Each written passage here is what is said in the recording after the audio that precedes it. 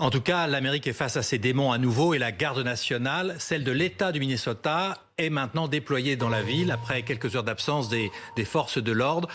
On voit les fumées des pillages. En direct, hein. Ouais. En direct, oui. Notamment là, c'est un centre commercial qui a brûlé pendant la nuit. Le plus important, c'était l'incendie du commissariat du 3e précinct. C'est le précinct auquel appartenait le policier, les 4 policiers qui ont été suspendus après la mort d'un Américain lundi soir.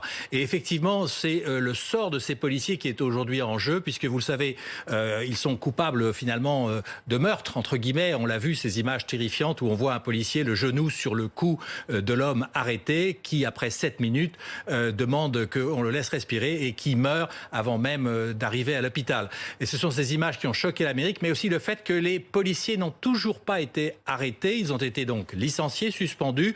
Une enquête du FBI est en cours, une enquête locale et une enquête fédérale, demandée d'ailleurs par Donald Trump, mais ces policiers sont toujours libres. Et le frère de l'homme qui est mort demande évidemment leur arrestation. Il y a eu donc des émeutes non seulement à Minneapolis, dans le Minnesota, au nord-est des États-Unis, mais également dans d'autres villes, à Chicago, à Denver, à Louisville.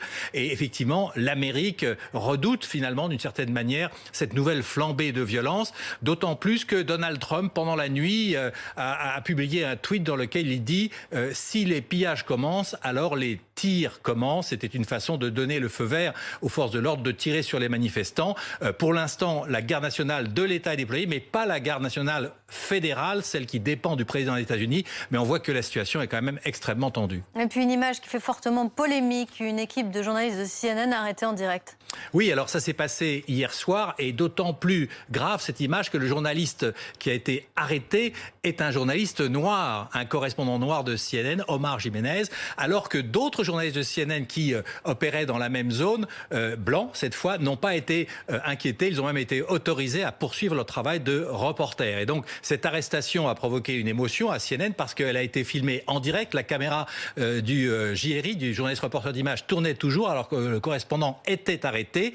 Le gouverneur de l'État, un démocrate, s'est excusé finalement de cet incident. La police a relâché Omar Jiménez et il est d'ailleurs de nouveau ce matin, depuis l'aube, dans les rues de Minneapolis pour faire son travail. Mais évidemment, comme il était noir, ça suscite à nouveau beaucoup d'interrogations. L'autre bataille, c'est aussi celle de Donald Trump avec les réseaux sociaux.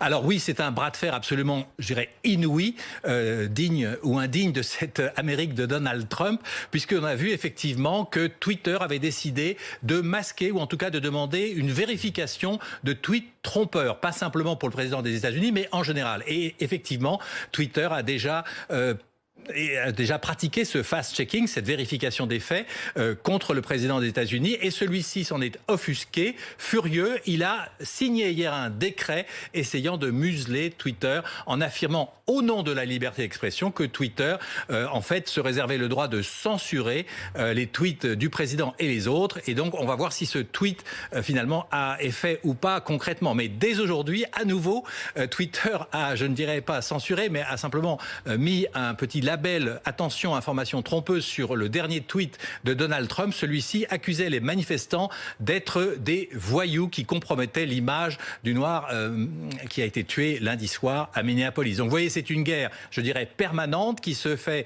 en direct sur Twitter et qui concerne non seulement Twitter, mais également Facebook. Le président est très remonté. Vous savez qu'il a 80 millions d'abonnés sur Twitter, donc il ne peut pas vraiment s'en passer, mais il essaie effectivement de contrôler le réseau social, celui-là et d'autres. C'est donc une bataille, je dirais, éthique qui se joue et qui va certainement se transformer en une bataille juridique devant les tribunaux américains.